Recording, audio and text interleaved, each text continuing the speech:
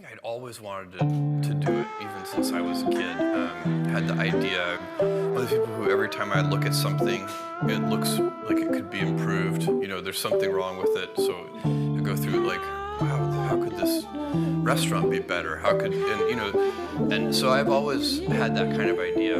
By the way, before we really get into this, how about this amazing production that you and your team have put together? This is truly incredible for its originality. Like these boxes that you were filming live, that's just crazy cool. So thank you. Do you like it? The thing about humans in general is we're always improving things. And so entrepreneurs and inventors, and you know, if they follow their curiosity and they follow their passions and they figure something out and then they figure out how to make it better and they're never satisfied, and you need to harness that. In my view, you need to harness that energy primarily on your customers instead of on your competitors. And so where I sometimes see companies and even young, small startup companies, entrepreneurs go awry, is they start to pay more attention to their competition than they do to their customers.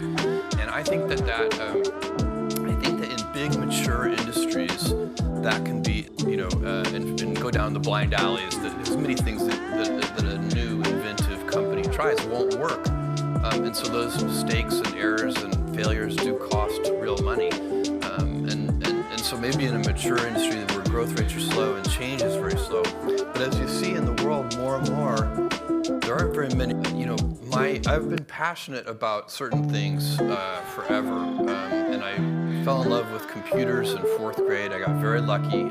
My elementary school had a teletype that got connected to a mainframe computer that some business in downtown Houston donated a little bit of computer time to. This is, you can picture these teletypes. They had the punch tape and they had a 300 baud modem. You would dial up a phone and put it in the cradle. And so we had some time sharing on that mainframe computer, and none of the teachers knew how to use it. So me and 2 other kids stayed after school and sort of figured out how to do it, and figured out and taught ourselves programming from books.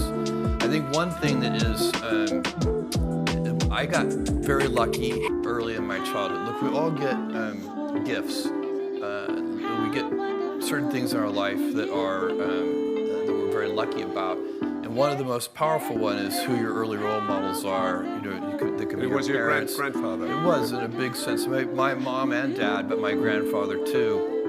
And you know, my mom had me when she was 17 years old, and she was still in high school in Albuquerque, New Mexico. And this is in 1964. I can assure you that being a pregnant teenager in high school was not cool in Albuquerque, New Mexico at that time.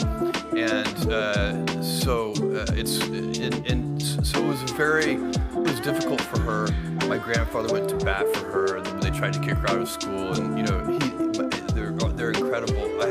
So the gift I had is I had this incredible family. Could you describe